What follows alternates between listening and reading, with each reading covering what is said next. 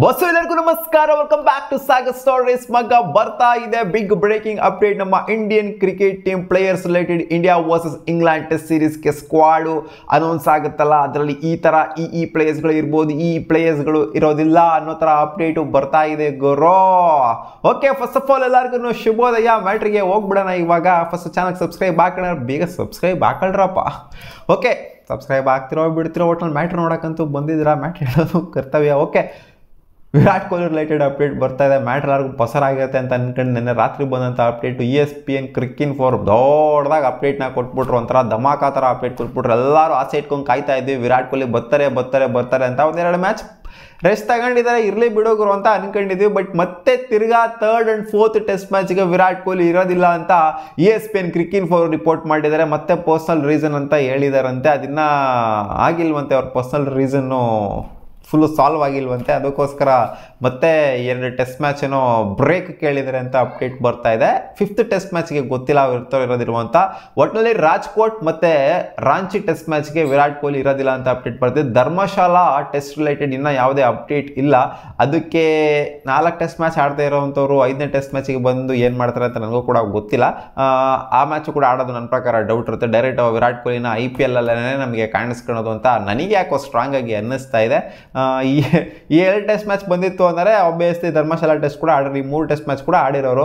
But ಇಲ್ಲೇ unavailable ಅಂತ ಹೇಳ್ಕೊಂಡ್ರು ಅಂತಾರೆ. ನನಗೆ ಯಾಕೋ ಇದು ಸಿಕ್ಕಾಪಟ್ಟೆ ಸ್ಯಾಡ್ ಆಗಿ ಕಾಣಿಸ್ತಾ ಇದೆ. ಯಾಕಂದರೆ ವಿರಾಟ್ ಕೊಹ್ಲಿ ಇರಬೇಕಾಗಿತ್ತು. ಈ ಒಂದು ಪ್ರತಿಷ್ಠಿತ ಸೀರೀಸಲ್ಲಿ ಕೊಹ್ಲಿ ಇತ್ತು ಅಂದರೆ ಮಜಾನೇ ಬೇರೆ ಇರೋದು. ಕೊಹ್ಲಿ ಇಲ್ದಂಗೆ ಒಂಥರ ಬೇಜಾರು.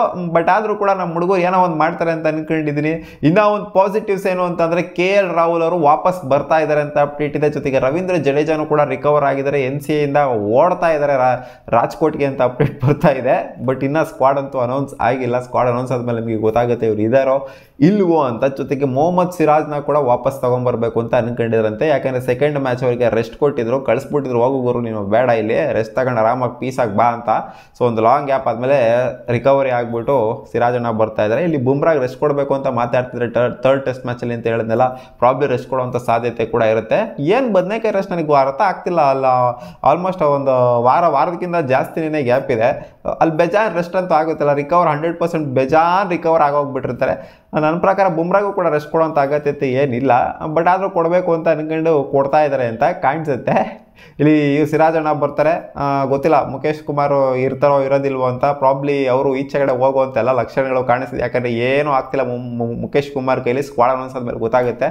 ಒಟ್ಟಲ್ಲಿ ವಿರಾಟ್ ಕೊಹ್ಲಿ ಇರೋದಿಲ್ಲ, KL ರಾಹುಲ್ ಮತ್ತು ಜಡೇಜಾ ಬರ್ಬೋದು, ಆಮೇಲೆ ಸಿರಾಜಣ್ಣ ವಾಪಸ್ ಬರ್ತಾರೆ ಅಂತ, ಈ 3 ಜನ ವಾಪಸ್ ಬರ್ತಾರೆ ಅಂತ ಅಪ್ಡೇಟ್ ಅಂತೂ ಬರ್ತಾ ಇದೆ. ವಿರಾಟ್ ಕೊಹ್ಲಿ ರಿಲೇಟೆಡ್ ಸಿಕ್ಕಾಪಟ್ಟೆ ಇವಾಗ ಇನ್ನೂ ಕ್ರಿಟಿಸಿಸಮ್ ಜಾಸ್ತಿ ಆಗ್ತಾ ಹೋಗುತ್ತೆ. ಯಾಕಂತಂದರೆ ABWS ಕೊಟ್ಟಂಥ ಸ್ಟೇಟ್ಮೆಂಟ್ ಇದೆ, 2nd baby on the way, ಅದಕ್ಕೆ ಹಂಗೆ ಹಿಂಗೆ ಅಂತ ಸ್ಟೇಟ್ಮೆಂಟ್ ಕೊಟ್ಟಿದ್ರು. ಸೊ ಅದಕ್ಕೆ ಈ ಪಾರ್ಟಿನಾಗರು 4 ಒಂದು ತಿಂಗಳನ್ನೇ ರಜಾ ಹಾಕತ್ತಾರನಾಗರು. ಇದು ಮೋಸ್ಟ್ ರೆಪ್ಯೂಟೆಡ್ ಸೀರೀಸ್ ನಮಗೆ, ವರ್ಲ್ಡ್ ಟೆಸ್ಟ್ ಚಾಂಪಿಯನ್ಶಿಪ್ಗೆಲ್ಲ ಮ್ಯಾಟ್ರ್ ಆಗುತ್ತಿದ್ದು. ಬಿಡಿ, ಏನೋ ಅವ್ರ ಪರ್ಸ್ನಲ್ ರೀಸನ್ಸಿಂದ ತಗೊಂಡಿದ್ದಾರೆ. ರೆಸ್ಪೆಕ್ಟ್ ಮಾಡಬೇಕು ಡಿಸಿಷನ್ನ. ಎಷ್ಟು ಹೇಳೋಣ ರೆಸ್ಪೆಕ್ಟ್ ಮಾಡಬೇಕು ಅಂತ. 2 ಮ್ಯಾಚ್ ಓಕೆ, 4 ಸೀರೀಸೇ ಉಡಾಯಿಸ್ಕಂತು ಅಂತಂದರೆ ಏನು ಹೇಳೋಣ, ಅದನ್ನು ರೆಸ್ಪೆಕ್ಟ್ ಮಾಡಬೇಕು ಅಂತ ಸ್ವಲ್ಪ ಜನ ಹೇಳ್ತೀರಾ.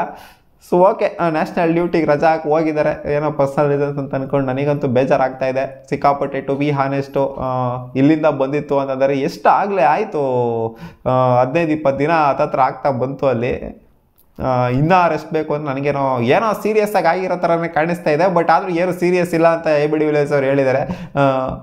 ಇಂಡಿಯಾದಲ್ಲಿ ಇಲ್ಲ ಅಂತ ಬೇರೆ ಅಪ್ಡೇಟು ಬರ್ತಾ ಇದೆ. ಸೊ ಓಕೆ, ವಿರಾಟ್ ಕೊಹ್ಲಿ ಇಲ್ಲ ಅಂತ ನನಗಂತೂ ಸಿಕ್ಕಾಪಟ್ಟೆ ಬೇಜಾರಾಗ್ತಾ ಇದೆ. ಹೇಳ್ಕೊಳಂಗಿಲ್ಲ, ಬಿಡಂಗಿಲ್ಲ ನನಗೆ. ಬಿಡಿ, ಏನೂ ಮಾಡೋಕ್ಕಾಗೋದಿಲ್ಲ. ರಿಯಾಲಿಟಿನ ಅಕ್ಸೆಪ್ಟ್ ಮಾಡ್ಕೊಂಡು ಹೋಗ್ಬೇಕಷ್ಟೆ. ಸಿಗೋಣ ಮುಂದಿನ ವಿಡಿಯೋದಲ್ಲಿ ಗಾಯ್ಸ್. ಬಾ.